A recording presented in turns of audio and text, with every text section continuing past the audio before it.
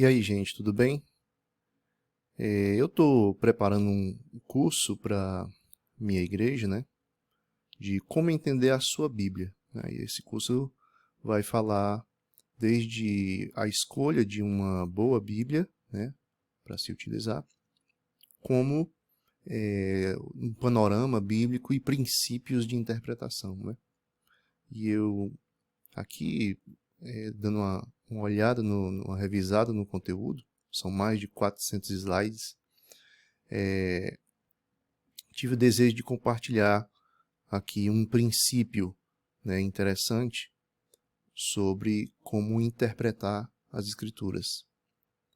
E esse princípio aqui eu vou falar dele rapidinho, que é o seguinte: nós podemos dividir os livros, a Bíblia tem 66 livros, nós podemos dividir esses 66 livros em três categorias básicas.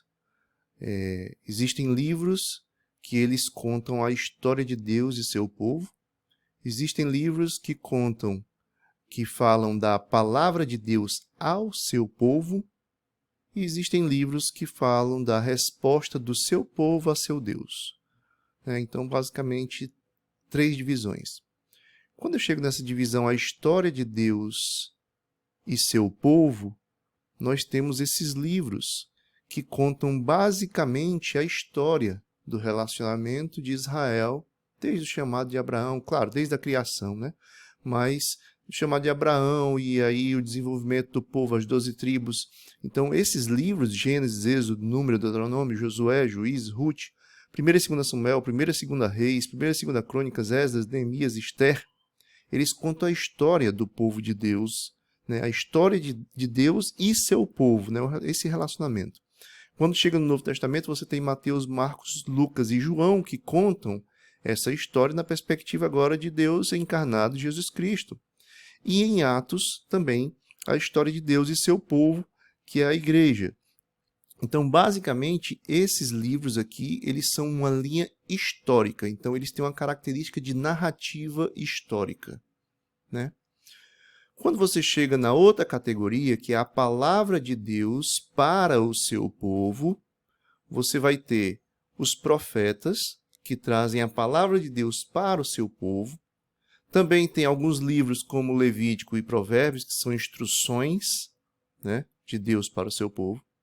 E você tem as epístolas no Novo Testamento, que são palavras de Deus instrutivas para o povo, né?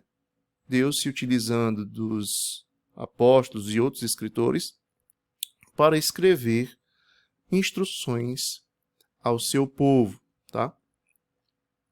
Então, de forma gráfica, nós podemos mostrar mais ou menos isso. Você tem a história de Deus e seu povo no Antigo Testamento, no Novo Testamento, né? E você tem a voz de Deus para o seu povo. No Antigo Testamento, basicamente, os profetas, né? Levítico e Provérbios também, e as epístolas, né? De Paulo, Pedro, João, Judas, etc. E o princípio é o seguinte, é que a história de Deus, ele dá o contexto para entender a voz de Deus. Ou seja, nós dividimos em dois grandes grupos, que era a história de Deus ao seu povo e a voz de Deus para o seu povo. E o grande princípio aqui de interpretação bíblica é que a história de Deus ao seu povo, ela dá o contexto para a voz de Deus para o seu povo. Então é como se fosse algo assim, ó, os dois gráficos sobrepostos. Então, a história de Deus, os livros narrativos de história, desde o início da criação até o livro de Atos, eles dão o contexto para você interpretar os livros que são a voz de Deus para o seu povo. Então, quando eu vou, por exemplo, ler Isaías, é importante que eu saiba onde Isaías estava enquadrado dentro da narrativa histórica do povo de Israel, né? Em que reinado ele estava ali. Então eu vou lá para o livro de Reis vou procurar saber onde no livro de Reis aparece o profeta Isaías e saber o contexto onde ele estava profetizando. Tá certo? Um exemplo mais claro disso é Gálatas, Filipenses, Tessalonicenses, 1 e 2 Coríntios, Efésios, são epístolas de Paulo que estão classificadas em a voz de Deus para o seu povo, ok?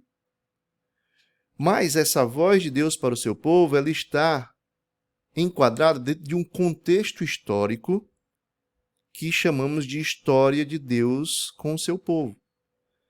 E qual é esse contexto onde essas epístolas estão enquadradas? Elas estão enquadradas num contexto narrado em Atos dos Apóstolos. Então, por exemplo, se eu for estudar a Epístola aos Gálatas, é inteligente da minha parte eu ler, por exemplo, Atos 14:15, que é quando Paulo esteve na região da Galácia. Se eu for ler Filipenses, é interessante que eu leia Atos 16, que é quando Paulo esteve em Filipos, para que a minha leitura aos Filipenses, da carta aos Filipenses, esteja ali balizada pelo contexto que eu conheço da cidade de Filipos quando Paulo esteve lá. Quando eu leio Tessalonicenses, eu devo ler Atos 17. Quando eu leio 1 e 2 Coríntios, eu tenho que ter em mente Atos 18. Quando eu leio a carta aos Efésios, eu tenho que ter em mente ali o finalzinho de 18 e o capítulo 19 de Atos, porque são esses capítulos de Atos que trazem o contexto histórico, que é esse amarelo, tá? Da voz de Deus para o seu povo, que é o conteúdo da epístola. Então eu sou balizado pelo contexto histórico e aí eu sei melhor o significado da epístola. Outra forma de mostrar isso é dessa forma aqui. É que os livros que contam a história de Deus e seu povo, tá? Eles dão o contexto e balizamento para eu ler os livros que são voz de Deus para o seu povo. E aí isso nos livra de muitas interpretações errôneas que extrapolam, né, contexto de forma indevida. Né? No curso que eu vou ministrar, eu vou falar que existe sim a possibilidade dessa extrapolação, mas ela tem também um balizador, né? Porque quando chega a nova aliança, e não é mais a história de Deus com Israel, mas agora na nova aliança é Deus para todos os povos, como foi prometido a Abraão, então entra outra variável, e agora você tem não só a história de Deus e seu povo, a voz de Deus para o seu povo, mas você tem agora a história de Deus com todos os povos, a voz de Deus para todos os povos. Tá? Então você tem a história de Deus e seu povo, voz de Deus para o seu povo e voz de Deus para todos os povos. Porque essa história de Deus e seu povo, ela, como diz em Coríntios, também em Hebreus, é que eram sombra das coisas que haviam de vir, que elas servem como modelo, né?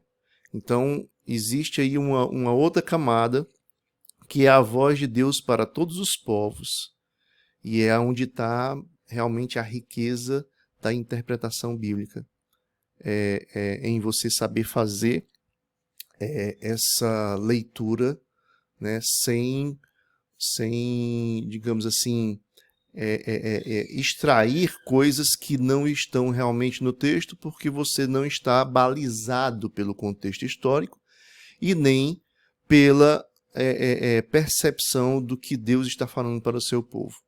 Né? Então, o princípio fundamental, terminando aqui, é realmente você entender que a história de Deus dá o contexto para entender a voz de Deus. Tá certo? É isso aí, gente. Um abraço.